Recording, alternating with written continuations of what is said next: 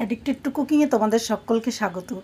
আজকে কিন্তু আমি রান্নার রেসিপি সেইভাবে আলোচনা করতে আসিনি, বলতেও আসিনি তোমাদের, কারণ আমি জানি সর্ষে ইলিশ সবাই করতে পারো।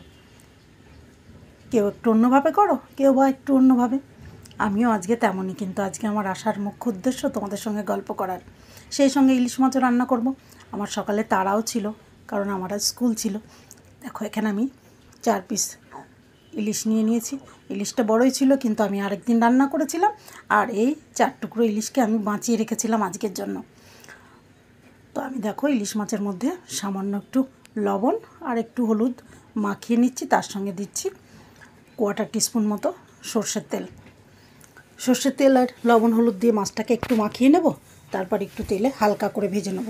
কেউ আবার করো তোমরা, আমিও করি মাঝে মাঝে, ইলিশ মাছ কিন্তু আমি ভাজি না ভেজেই অনেক সময় রান্না করি। তাতে আমার মনে হয় যেন ইলিশ মাছের টেস্ট এবং ফ্লেভার দুটোই যেন অক্ষুণ্ণ থাকে। আজকে সামান্য একটু ভেজে নিলাম মাছটা।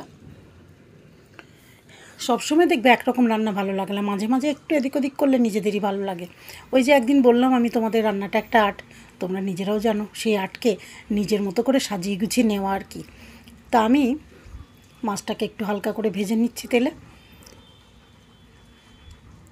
খুবই অল্প মাছ আমি রান্না করছি, কারণ আমার সদস্য সংখ্যা তো বাড়িতে খুবই কম, 3 জন, তাই আমি 4 পিস মাছ নিয়েছি এখানে।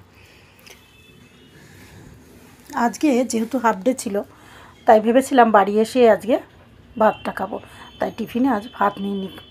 ভাতের বদলে সামান্য একটু অল্প একটু টিফিন নিয়েছিলাম হালকা। তো সকালবেলা তাড়াহুড়ো থাকে প্রতিদিনকার, আমাদের তাড়াহুড়োর মাঝে আমাদের কিন্তু কাজগুলো ঠিক সময় মতো করে নিতে হয়। তার মধ্যে একটা ইম্পর্টেন্ট কাজ হচ্ছে এই রান্না করা। ওদিকে আমার লাউ তরকারি, লাউ দিয়ে মুগ ডাল রান্না করেছিলাম আজ, আর সেই সঙ্গে আমি করেছিলাম ইলিশ মাছ ঝোল।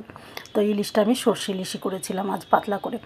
দেখো ইলিশের যে তেলটা, সেই তেলটা কিন্তু আমি বেশিরভাগটাই তুলে রেখে দিচ্ছি, এটা আমি কিন্তু পরে অ্যাড করব। তারপর আবারও 1 টিস্পুন মতো তেল আমি এর মধ্যে দিয়ে দিয়েছি। তেলটা একটু গরম হলে এর ভিতরে আমি দেব কালো জিরে, আর তার সঙ্গে দেব 2টো কাঁচা লঙ্কা। এবার একটু ভেজে নেব সুন্দর করে।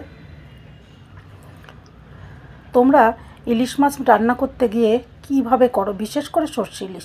ইলিশের তো অনেক কিছুই রান্নাই হয়, তো সর্ষে ইলিশ তোমরা কি করে করো? আমি আজকে কিন্তু খুবই সহজভাবে করেছি, এবং শিলে বেটেই করেছি মশলাটা, কারণ শিলে না বাটলে আমার মনে হয় যেন সর্ষে পোস্ত যেন ঠিক মিহি হয় না, তাই আমি শিলটা বের করেছিলাম আজ। দেখো একটু ভাজা ভাজা হলে তার মধ্যে আমি কিন্তু আমি সর্ষেটার মধ্যে কিন্তু হলুদ আর কালো সর্ষে মিশিয়ে নিয়েছিলাম। এটা নিয়েছিলাম আমি 2 চামচ, আর সেই সঙ্গে 2 চামচ কিন্তু আমি নিয়েছিলাম পোস্ত, সেই সঙ্গে নিয়েছিলাম 2টো কাঁচা লঙ্কা আর সামান্য একটু লবণ। একসাথে আমি মিশিয়ে এগুলোকে বেটে নিয়েছিলাম। তারপরে আমার মনে হয়েছিল সর্ষে একটু বেশি হবে, তাই সর্ষে পুরোটা কিন্তু আমি দিইনি, একটু কমিয়ে দিয়েছিলাম।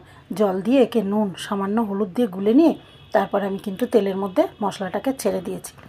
এবার আমি এটাকে মশলাটাকে ভালো করে কষিয়ে নেব। কষিয়ে এতে কিন্তু গরম জল দেব। যে কোনো তরকারিতে গরম জলটাই আমি সবসময় ব্যবহার করার চেষ্টা করি, তাতে কিন্তু স্বাদটা অক্ষুণ্ণ থাকে। গরম জলের পরিবর্তে যদি ঠান্ডা জল এখানে ব্যবহার করা হতো, তাহলে কিন্তু এর টেম্পারেচারটা কমার সঙ্গে সঙ্গেই এটা কিন্তু স্বাদটাও পুরোপুরি নষ্ট হয়ে যেত। সেই জন্যই আমি সবসময় চেষ্টা করি তরকারির মধ্যে গরম জল ব্যবহার করার। আশা করি তোমরাও বোধহয় সেটাই করো। তো আমি দেখো মাছগুলো দিয়ে দিয়েছি, ঝোলটা একটু ফুটে উঠলো। ঝোলটা ফুটতেই আমি মাছটা দিয়ে এবার কিন্তু সামান্য 2-1 মিনিট ফুটিয়ে গ্যাসটাকে কম করে দিয়েছি। তারপর দিয়ে দিয়েছি ওই যে তেলটা আমি তুলে রেখেছিলাম, সেই তেলটা আমি এর মধ্যে দিয়ে দিলাম। আচ্ছা, তোমরা কি তেলটা তুলে রাখো? না, এই প্রসেসটা কিন্তু আমি আগে খুব একটা ইউজ করতাম না, তেলটা আমি রেখেই দিতাম।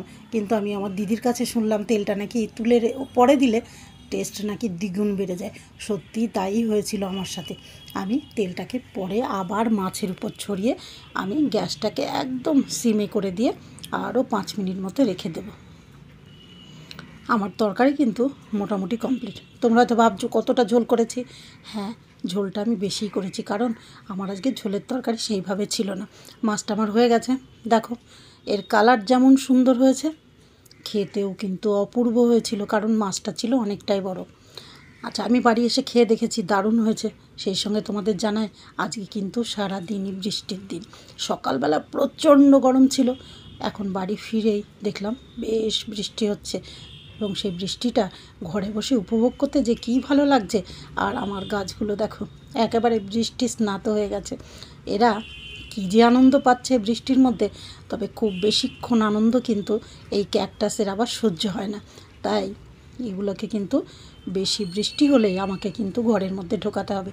তা না হলে একদিনের বৃষ্টিতেই গাছ পরের দিন দেখবো পচে একেবারে শেষ। এই গাছটা দেখো, এটাকে আমি সিকিম থেকে এনেছিলাম, বানানা ট্রি বলেই জানি। কেউ কি জানো এর আসল নাম? জানলে কিন্তু আমাকে জানিও। যাকে অনেক গল্প হলো তোমাদের সঙ্গে। তো তোমরা সর্ষে ইলিশ কী করে করো আমাকে কিন্তু জানাতে ভুলো না। আর সেই সঙ্গে তোমরা সকলে খুব খুব ভালো থেকো, আর কমেন্ট করে জানিও আজকের ভিডিও তোমাদের কেমন লেগেছে। টাটা।